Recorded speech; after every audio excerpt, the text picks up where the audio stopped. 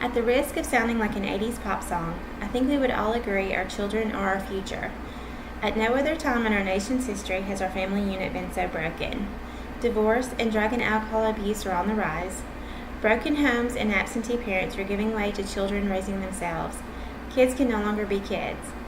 Long gone are the days of neighborhood baseball pickup games and riding bicycles to the local convenience store for snacks. Children today have more adult issues to deal with, and we are not providing them with a safe and trusted outlet to understand the world they are living in.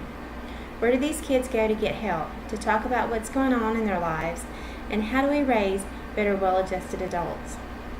In the wake of the latest school shooting, debates are all over news and social media. And after hearing multiple descriptions of the shooter with his known mental health history, violent tendencies, and open pleas for attention, I can't help but think everyone failed the student. His neighbors, his peers, his teachers and school administrators, and even law enforcement, and the result was tragic. School counselors are an incredible need in our school districts today. In Tennessee, the mandate for schools grades K through 6 is one counselor for every 500 students, and in grades 7 through 12, one for every 350 students. Is that enough? According to the TSCA, the Tennessee Student Counselors Association, I found this description on their website. Through direct counseling services, consultation and collaboration, leadership and advocacy, school counselors improve academic achievement, promote positive social and emotional development, and ensure college or career readiness for all students.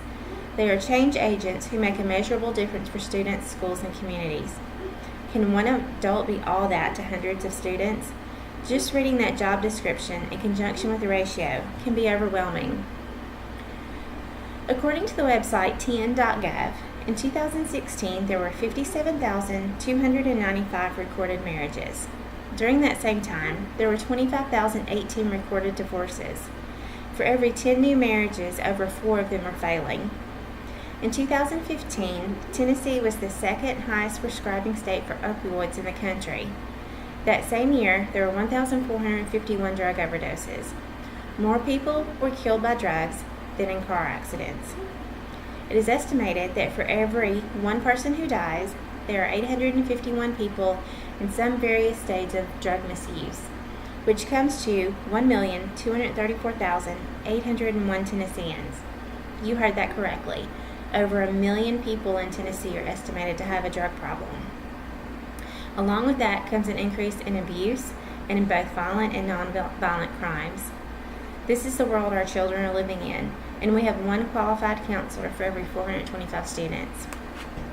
In a quick search for school counselor on Indeed.com, there are currently 420 positions in Tennessee. Why do we have such a shortage for these positions?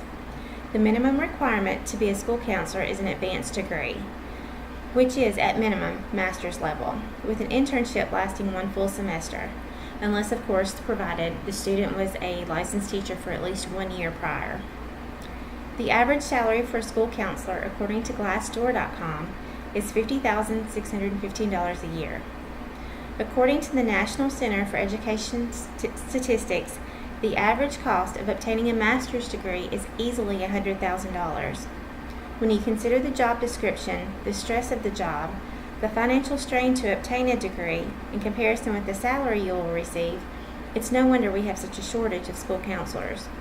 They are underpaid and overworked, and based on the need of our most valuable assets, our children, priority should be given to attract and retain qualified school counselors. Based on an interview I had with Haley Thurman, BS, a family development specialist currently working on her master's degree in mental health counseling, she had this to say in regards to the families she works with daily. All of the families I work with have Medicaid. I have worked with many families who one or more adults in the home receive additional government benefits such as food stamps, welfare checks, Social Security, and even government housing assistance. In a majority of these cases, drugs or alcohol are an issue. Many of the children suffer from mental illness or drug problems themselves in their teen years.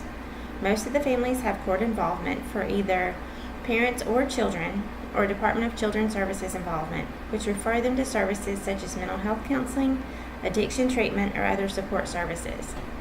As a counselor, Haley is involved once the situation deteriorates to the point of government and/or legal intervention.